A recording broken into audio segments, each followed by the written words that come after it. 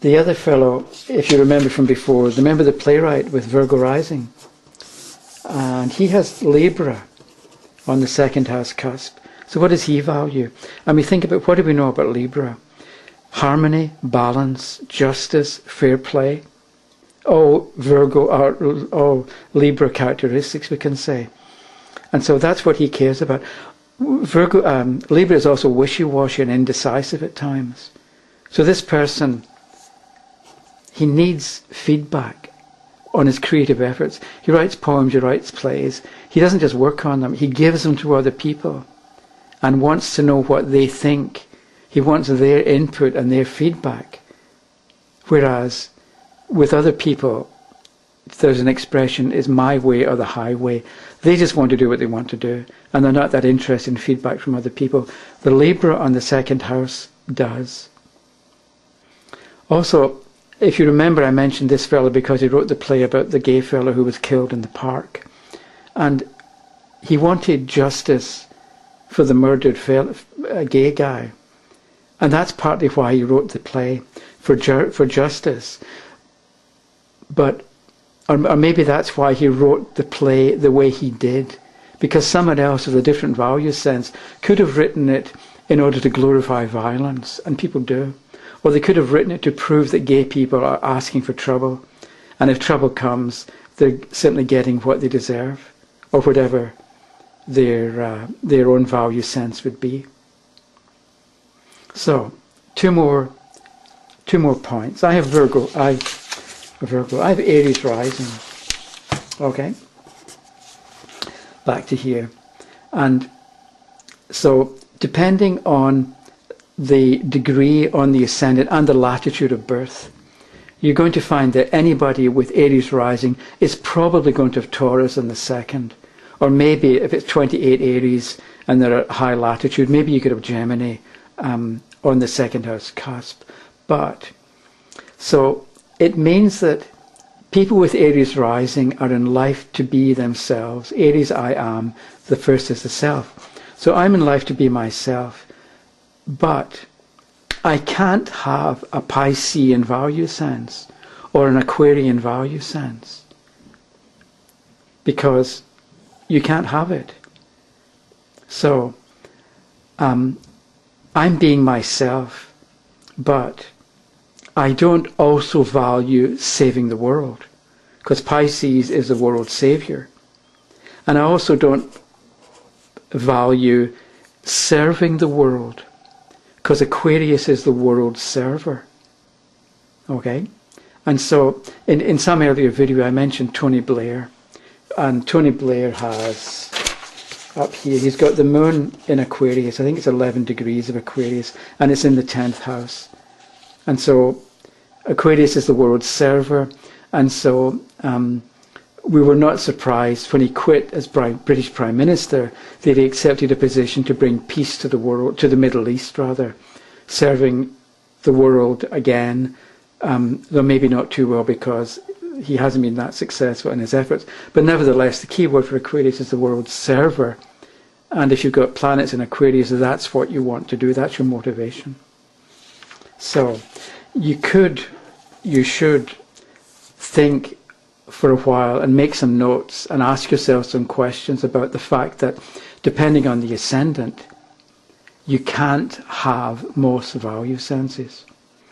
So one qualification for that is that I could have Aries rising and Taurus in the second, and I could have Venus in Pisces. So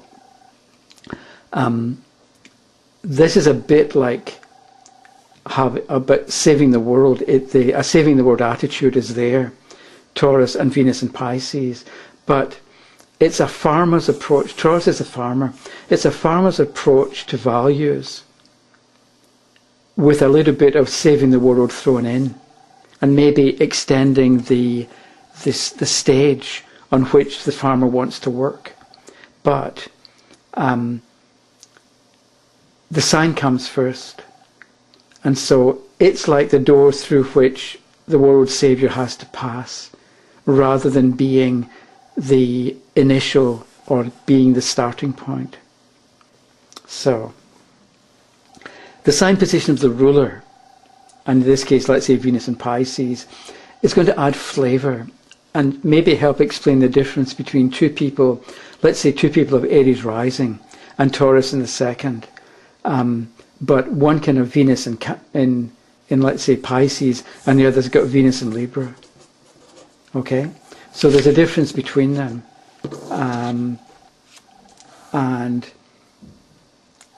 even though, whereas let's say two people, both of Aries rising and Taurus in the second, and they both have Venus in Pisces, then they're going to pretty much agree on things, and they won't argue too much about what's important.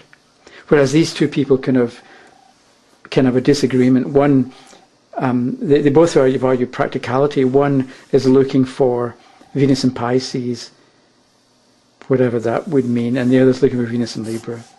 Okay.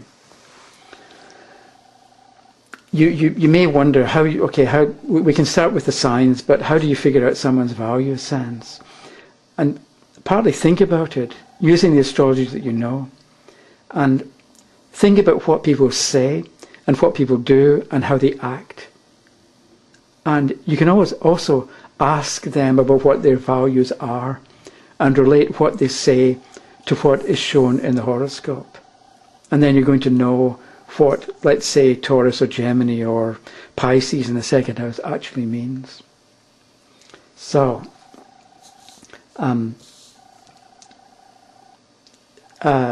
Taurus, I mentioned before about cardinal, fixed, and mutable. And so you might want to have half a dozen people, and having understood their values to an extent, look at the difference between them based on whether they have a cardinal sign on the second, a fixed sign, or a mutable sign. And again, you're adding to your knowledge. So, the last point I want to make here is, okay, I have Aries rising and 26 Taurus here. And so 26 Taurus is the third decanate. Taurus, Virgo, Capricorn. So 26 falls in the Capricorn decanate. And